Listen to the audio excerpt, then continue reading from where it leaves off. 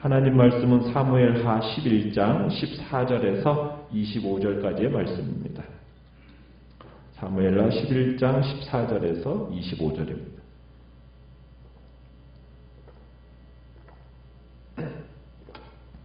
사무엘하 11장 14절입니다. 아침이 되매 다윗이 편지를 써서 우리아의 손에 들려 요압에게 보내니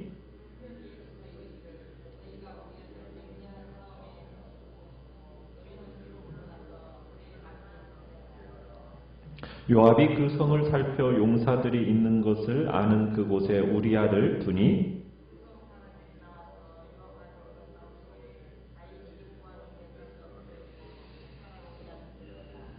요압이 사람을 보내 그 전쟁의 모든 일을 다윗에게 보고할세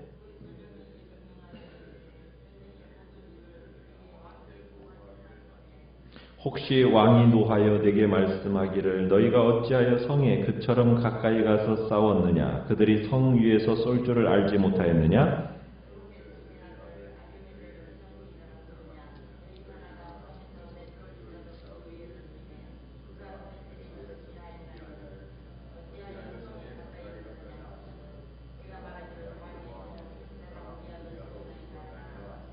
전령이 가서 다윗에게 이르러 요압이 그를 보낸 모든 일을 다윗에게 아뢰어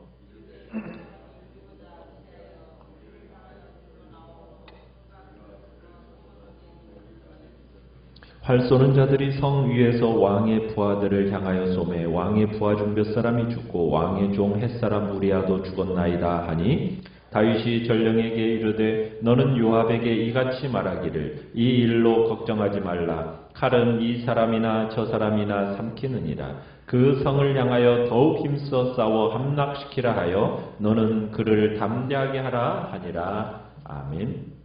오늘 말씀의 제목은 죄의 영향력이라는 제목으로 말씀을 나눕니다.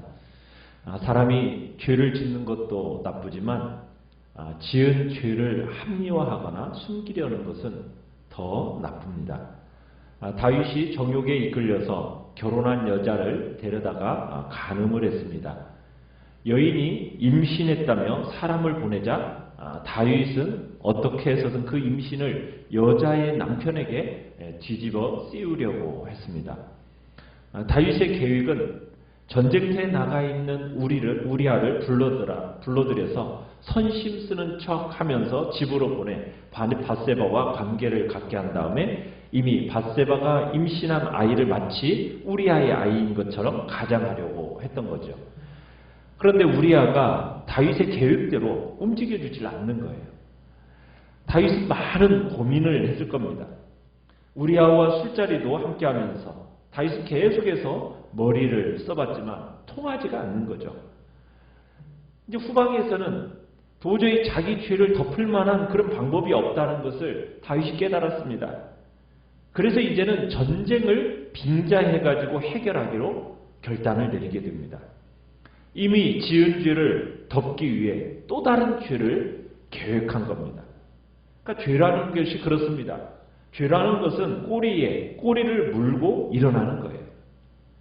죄를 지으면은 그 죄를 합리화하고 덮기 위해서 더 많은 죄를 짓고 말고 짓게 되고 마는 겁니다.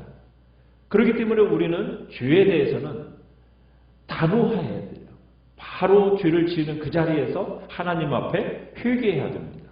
피해자에게 용서를 구해야 됩니다. 그게 죄를 극복하는 최선책인 것입니다. 그러나 다윗은 그렇게 하지 않았어요. 다윗은 요압에게 우리아를 최전방에 투입시켜서 적절한 기회에 우리아를 죽이라고 이야기합니다. 전투를 빙자한 살인 음모를 꾸민 겁니다. 위장살인으로 우리아를 살해하라고 한 겁니다. 다윗은 요압에게 우리아를 죽이라는 음모를 꾸민 편지, 그 편지를 써가지고 그 편지를 다름 아닌 우리아에게 가지고 가도록 지금 오늘 14절, 15절에 얘기하고 있습니다. 그러니까 우리아는 자신도 모르는 사이에 자기에 대한 사형 집행장을 들고 지금 형장으로 향하고 있는 겁니다. 참 다윗의 행위가 너무나 잔인하죠. 하나님의 자비를 그 누구보다도 많이 체험했던 사람이 다윗이지 않습니까? 그런데 다윗마저도 이렇게까지 타락할 수가 있는가? 독해질 수가 있는가? 참 아무리 믿음 좋은 사람이라 할지라도 죄의 구렁텅이에 딱 떨어지면은 이렇게 되는 거예요. 그래서 죄라는 것이 무서운 겁니다. 죄의 올무, 죄의 덫이 한번 딱 잡히면은 인간은 아무리 그 받은 은혜가 놀랍고 크다 할지라도 그 죄의 영향력 아래에서 이렇게까지 잔인해지고 타락하고 독해질 수 있는 존재가 인간인 거예요. 그래서 처음부터 죄에 대해서는 단호해야 됩니다. 지치 않아야 되고 죄를 보면은 미친 개를 피하듯이 그렇게 도망쳐야 되는 것이 우리 인간이 죄에 대해서 대해야 되는 태도인 거죠. 자, 다윗이 요압에게 지시한 계략은 간단했습니다. 먼저 우리아를 어떻게 하라는 겁니까? 제일 위험한 곳에 투입하라는 거예요. 기회를 봐가지고 그를 포함한 전투 부대를 내보냈다가 우리아만 남기고 나머지는 철수시키라는 거죠. 그렇게 되면은 우리아가 어떻게 돼요? 적들과 전투하다가 적의 칼에 맞아 죽도록 위장할 수 있다라는 겁니다. 참 다윗의 잔머리가 최고조로 지금 달하고 있는 거죠. 다윗은 자신의 죄악을 지금 은폐하기 위해서 자신의 충성스러운 장군을 적에게 먹잇감으로 지금 던져놓고 있는 겁니다. 자, 교활한 요압이요. 이 사태의 본질을 눈치챘어요. 그리고 요압은 다윗이 원하는 대로 합니다. 그래서 요압이 라빠성의 지역별 전황을 이렇게 살피고서는 적의 주력 용사들과 교전을 벌이는 곳에 우리아를 딱 배치해 놓습니다. 그리고는 마침내 16절에 보면 우리아가 결국 어떻게 됩니까? 죽게 됩니다. 전사하게 만듭니다. 그 라빠의 암몬 사람들도 별 준비도 없이 무모하게 육박해오는 이 다윗의 부하 중에 우리아만 죽은 게 아니에요. 뭐라고 얘기했습니까? 17절에 보니까 다윗의 부하 중 몇 사람이 엎드러진 겁니다. 그 과정에서 몇 명의 어떻게 보면은 장수들이 또 희생이 된 거예요. 우리아만 죽으면 또 사람들이 의아해할 수도 있으니까 철저하게 위장시키기 위해서 몇 명을 더 희생시키는 겁니다. 참 지도자들을 돌보고 필요하다면 그들을 위해서 목숨까지도 내놓아야 할 게 어떻게 보면 지도자인데 어느덧 지금 다윗과 요압은 필요하면 자기 부하들을 아무 때나 희생시킬 수 있는 양아치 같은 존재가 되어버렸습니다. 죄라는 건 그래요. 덮으면 덮을수록 더 큰 죄가 초래될 수밖에 없는 겁니다. 자, 요압이 이제 다윗에게 사람을 보냅니다. 전쟁 상황, 우리아의 전사 소식을 알리려는 거죠. 그러면서 요압 자신도 이제 우리아를 죽이기 위해서 어떻게 보면은 유력한 중간 지도자들을 참으로 이 어리석은 작전 명령으로 인해서 희생시키는 것을 인정하고, 그러면 이 작전이 결국에는 누구에 의해서 세워진 거예요? 다윗에 의해서 세워진 것이니까 정말 이 다윗의 지시를 무리하게 요압이 따르다가 이런 불상사가 일어나게 된 거거든요.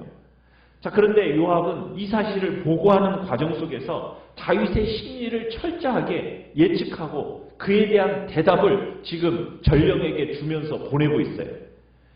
오랫동안 다윗 곁에 있다 보니까 이제는 왕의 마음이 어떻다라는 것을 요압이 읽어내는 겁니다. 그러면서 이제 아마도 다윗이 요압이 이렇게 성 가까이 가는 이 근접 작전, 이 어리석음에 대해서 강조할 거라는 걸 알기 때문에 누구의 예를 드는 겁니까? 20절, 21절에 보니까 기드온의 아들 아비멜렉의 죽는 장면을 다윗이 인용할 거라는 것을 이미 알고서는 요압은 전령에게 다윗 왕이 만약 어찌해서 그렇게 성에 가까이까지 가서 이렇게 했느냐 이렇게 물으면은 답변을 얘기하는데 뭘까지 덧붙일 것을 얘기하고 있습니까? 21절 끝에 보니까 왕의 종 햇사람 우리아도 죽었나이다. 이것을 덧붙일 말을 강조하게 합니다. 왜요? 다윗이 진정 기다린 소식이 무슨 소식이에요? 우리아가 죽었다는 소식이니까. 그러니까 요압이 너무나도 잘 알고 있는 거죠. 그래서 요압은 우리아를 죽이는 일이 얼마나 큰 죄인지를 알면서도 지금 다윗이 원하는 대로 우리아를 죽입니다.